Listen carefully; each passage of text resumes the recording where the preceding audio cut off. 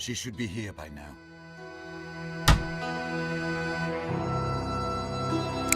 Bien. So let's get started.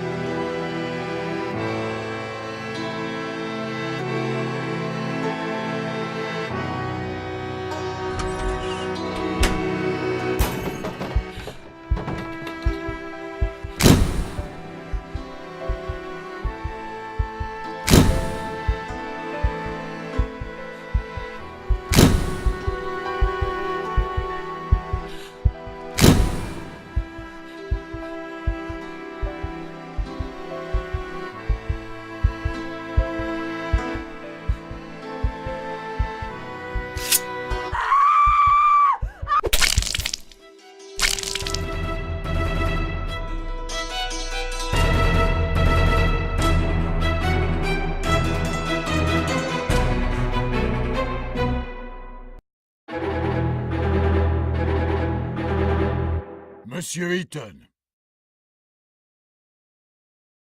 Monsieur Eaton!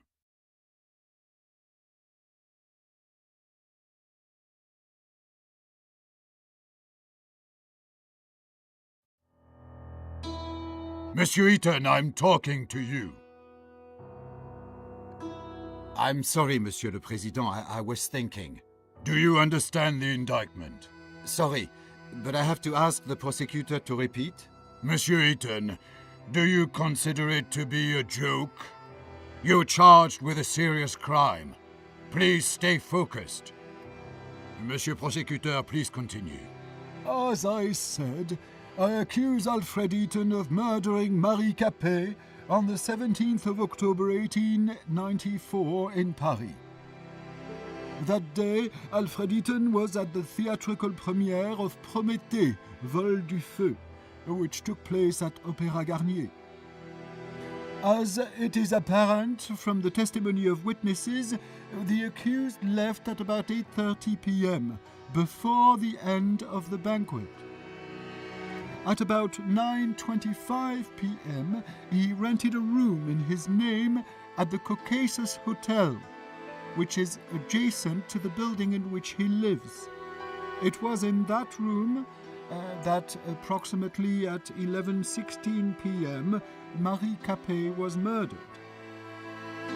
Next, the accused returned to his house, and at about 10:05 p.m. he entered his apartment in the company of Marie Capet, or let her in. It results from the fingerprint analysis. It did not show the victim's fingerprints on the outer side of the door, only on the inner.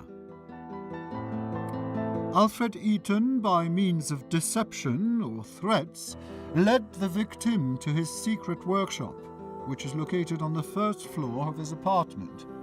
The police report did not indicate any signs of struggle or resistance. The accused probably wanted to test on Marie Capet the prototype of a torture machine of his construction, which was in the room along with medical tools and manuals of torture. When Marie Capet realized what the accused intended to do, she grabbed a metal rod lying in the room and hit the accused on the head, which caused a real threat to his life and, according to doctors, may have caused unconsciousness. The fingerprints of Marie Capet's left hand were found on the rod, as well as Alfred Eaton's traces of blood. Traces of blood were also found on the floor of that room. At the time of his arrest, the accused had an extensive wound on his head, as confirmed by medical examination. Seizing the opportunity, Marie Capet fled from the apartment. She was stressed and in a hurry. This was confirmed by her numerous fingerprints secured on the inside of the door of the apartment of the accused. Then, Marie Capet ran into a nearby hotel, the Caucasus. It was the same hotel in which the accused rented a room. As it appears from the testimony of the clerk, Marie Capet was extremely stressed, repeating the word doctor and police. Probably she wanted to call for help. When the clerk went to get some water to calm Marie Capet, she disappeared. The next day, on the 18th of October, about 8:32 a.m., a maid found her body in a room rented by Alfred Eaton. It was covered with numerous fingerprints of the victim and of the accused, and had traces of the victim's blood. The immediate cause of death was a severe blow to the abdomen in the liver area, with a blade of about 14 centimeters length. The murder weapon, constructed by the accused, was secured in his apartment.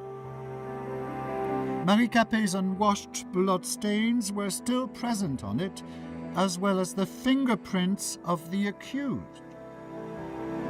The accused is also charged by the testimony of one of the neighbors who passed the accused at the front door of the building in which they both lived at about 11:30 p.m. The witness testified that the clothing of the accused was stained with blood. Unfortunately, the said clothes were not found. At the time of committing the alleged crime, the accused was sane, which means he acted consciously. For committed crimes, the accused shall be liable to life imprisonment or the death penalty. Has the accused finally understood the indictment? Oui, Monsieur le Président. Does the accused plead guilty to the charges against him? Non, Monsieur le Président. Does the accused want to provide explanations? Oui, Monsieur le Président. Monsieur le Président, could I ask you for some conversation time with my client? Of course. I just wish it would not take too much time. We've already wasted too much of it. Monsieur Eaton, please note that you can look through evidence at any moment. It is available by pressing Tab. I will show the defense evidence to the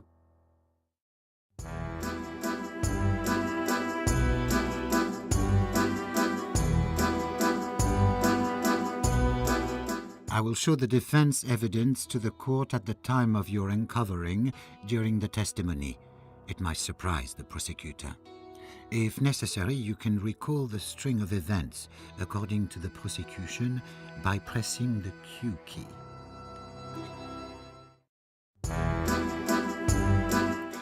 Will you need my help during testimony? I will give you my advice and remind you of important facts and events. We are ready, Monsieur le Président. Then let's get started. Monsieur Eaton, what were you doing on October 17th, 1894, from 8 to 12 p.m.? There was a theatrical premiere of Prométhée that day, which was sponsored by Le Feu, in which I am the lead designer. Starting at 7 p.m., I was at the premiere at the Opéra Garnier.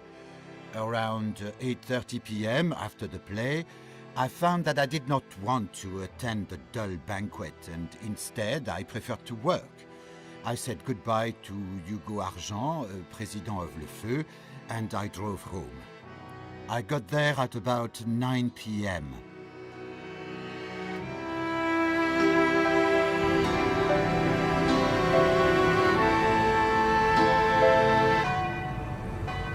Later, I wanted to start the car and go for a ride, but it ran out of fuel. I decided to go for an evening walk.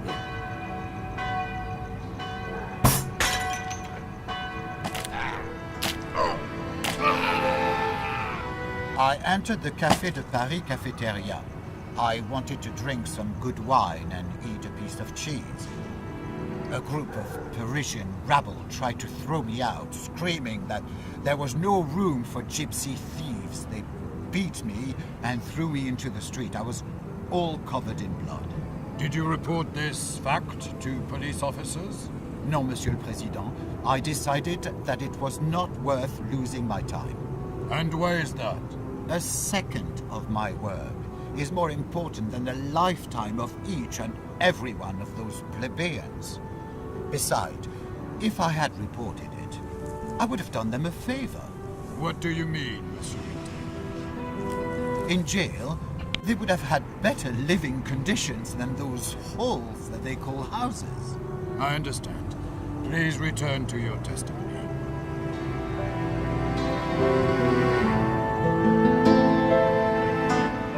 For a moment, I do not recall that part.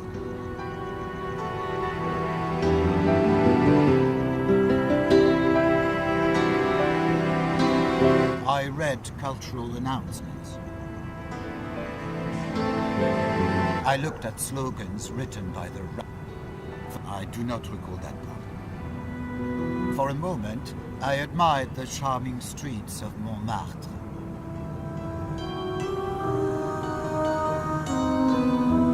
I opened the gate. I opened the door and walked into the Caucasus Hotel.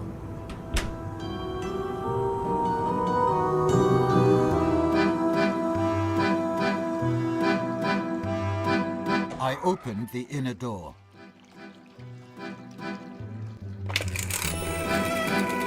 I spent a few minutes talking on the phone.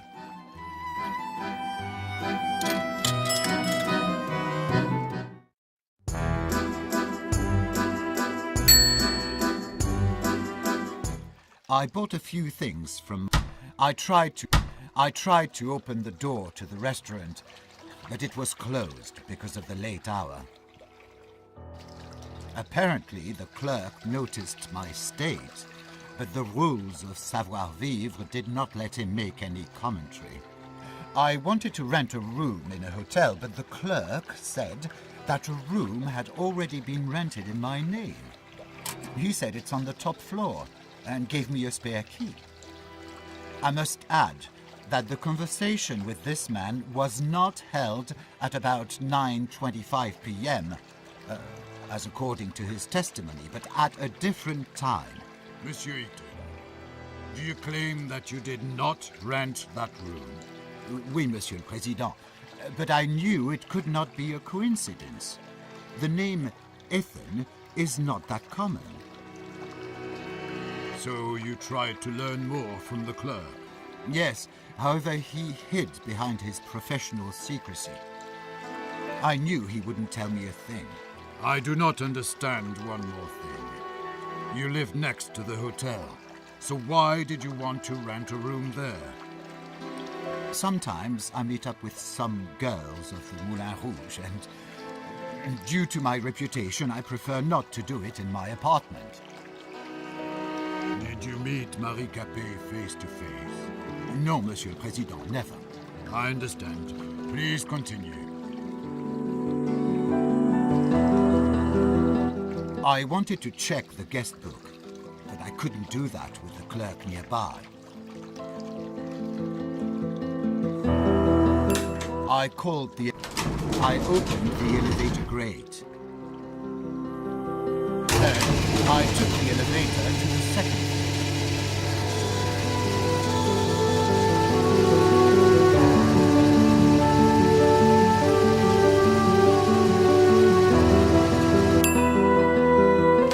I opened the elevator grate.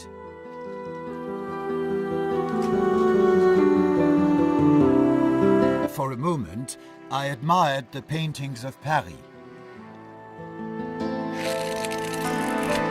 I read cultural announcements.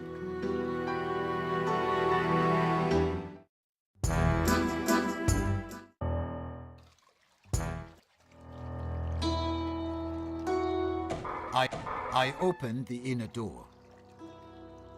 I tried to open the door to the hotel room, but it was closed. Why did you want to open that door? I'm ashamed to admit, but I forgot which room I had rented. I understand. Please continue your testimony. Later, I entered the room.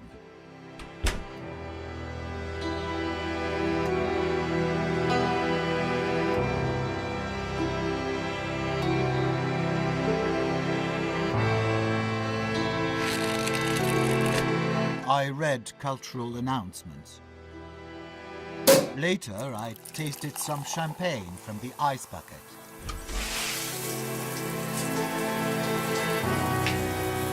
I took a bath and washed off the blood. Later, I tasted some champagne from the ice bucket. I was tired after the banquet, so I immediately went to sleep.